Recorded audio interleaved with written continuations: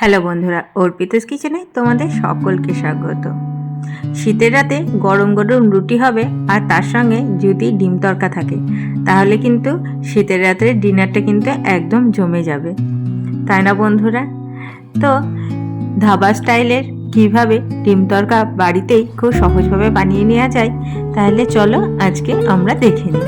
তো প্রথমেই আমরা এখানে মুগ কলাই প্রায় 6 থেকে 7 ঘন্টা ভিজিয়ে রেখে দিয়েছি। দেখো মুগ কলাইগুলো ভেজানোর পর কতটা সুন্দর নরম হয়ে গেছে। এরমভাবে মুগ কলাইগুলোকে খুব ভালোভাবে পরিষ্কার করে ধুয়ে ভিজিয়ে রেখে দিতে হবে। এরপর মুগ কলাইগুলোকে একটা প্রেসার কুকারের মধ্যে নিয়ে নিতে হবে। প্রেসার কুকারের মধ্যে সমস্ত মুগ কলাইটা নিয়ে দিয়ে দিলাম লবণ। এখানে আমি 1 চামচের মতো লবণ ব্যবহার করেছি। এবার দিয়ে দেবো জল। জল দিয়ে প্রেসার কুকারের মুখটা বন্ধ করে গ্যাসের মধ্যে আমি এখানে 4টে সিটি দিয়ে নেব। এবার একটা কড়াইয়ের মধ্যে নিয়ে নেব বেশ খানিকটা সর্ষের তেল। তেলটাকে দিয়ে ভালো করে গরম হয়ে গেলে দিয়ে দেবো 2টো তেজপাতা, দিয়ে দেবো 2টো শুকনো লঙ্কা ফোড়নে, আর দিয়ে দেবো কিছুটা পরিমাণে সাদা জিরে। জিরেগুলো খুব ভালোভাবে ফোড়ন হয়ে গেলে ওর মধ্যে দিয়ে দেবো 2টো বড় সাইজের পেঁয়াজ, একদম মিহি করে কুচি করে নিয়ে। পেঁয়াজগুলোকে এবার খুব ভালোভাবে ভেজে নেব। পেঁয়াজগুলোকে খুব ভালোভাবে ভাজা হয়ে গেলে এবার ওর মধ্যে দিয়ে দেবো আমরা আগে থেকে বেটে রাখা আদা, রসুন আর জিরে। আদা, রসুন আর গোটা জিরে আমি আগে থেকে একটা মিক্সির বাটিতে বেটে রেখে দিয়েছিলাম। সেই বাটাটা আমরা দিয়ে খুব ভালোভাবে এবার পেঁয়াজের সঙ্গে কষাবো। যতক্ষণ না পর্যন্ত মশলার একটা কাঁচা গন্ধ দূর হয়ে যায় ততক্ষণ পর্যন্ত কিন্তু আমাদের মশলাটা কষাতে হবে। দেখো আমাদের মশলাটা খুব ভালোভাবে কষানো হয়ে গেছে আর মশলা থেকে তেলটাও কিন্তু খুব ভালোভাবে ছেড়ে দিয়েছে। এবার ওর মধ্যে দিয়ে দেবো একটা বড় সাইজের টমেটো কুচি করে নিয়ে। টমেটোটাকেও খুব ভালোভাবে মশলার সঙ্গে নাড়াচাড়া করে নেব। এবার দিয়ে দেবো ওর মধ্যে পরিমাণ মতন লবণ।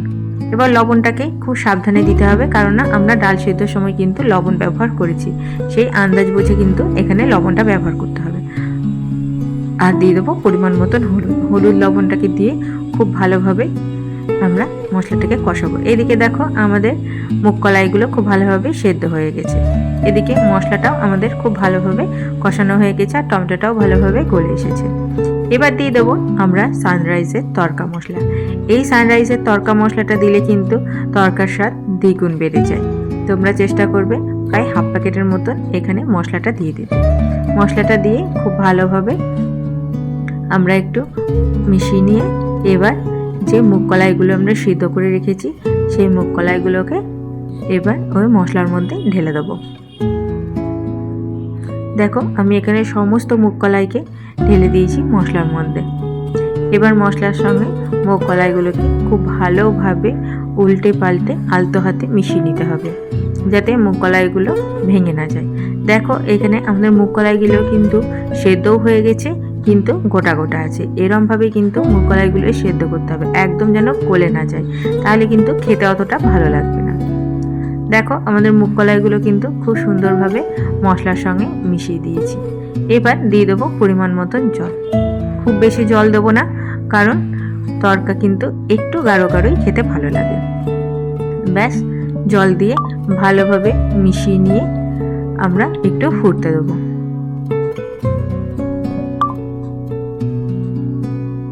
দেখো তড়কাটা ভালোভাবে ফুটে উঠলে আমরা একটা বাটির মধ্যে নামিয়ে রেখে দেব।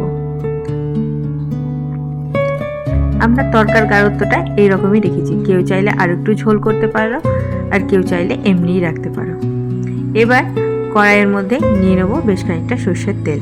তেলটা ভালোভাবে গরম হয়ে গেলে এখানে দিয়ে দেবো 2টো ডিম আমি ভেঙে রেখেছিলাম, সেই ডিম 2টো, আর দিয়ে দেবো সামান্য পরিমাণে লবণ।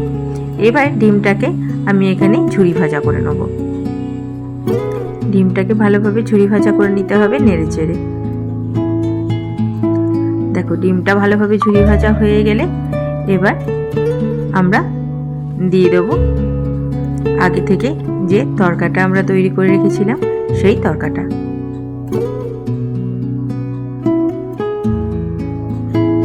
আস্তে আস্তে এবার তড়কাটাকে কড়াইয়ের মধ্যে ঢেলে দিলাম।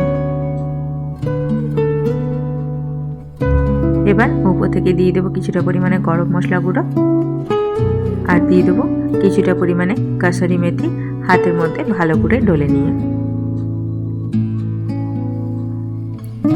এবার এই সমস্ত কিছুকে একসঙ্গে ভালোভাবে মিশিয়ে দিতে হবে।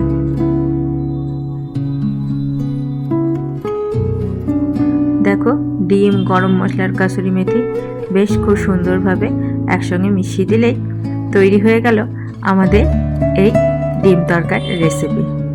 তাহলে আমার যদি এই রেসিপিটা তোমাদের ভালো লেগে থাকে তাহলে চ্যানেলটাকে প্লিজ লাইক, শেয়ার, সাবস্ক্রাইব করে আমার পাশে থেকো। আর এরকমভাবেই সুন্দর সুন্দর রান্না দেখার জন্য আমার চ্যানেলটাকে সাবস্ক্রাইব করে রেখো। Thank you.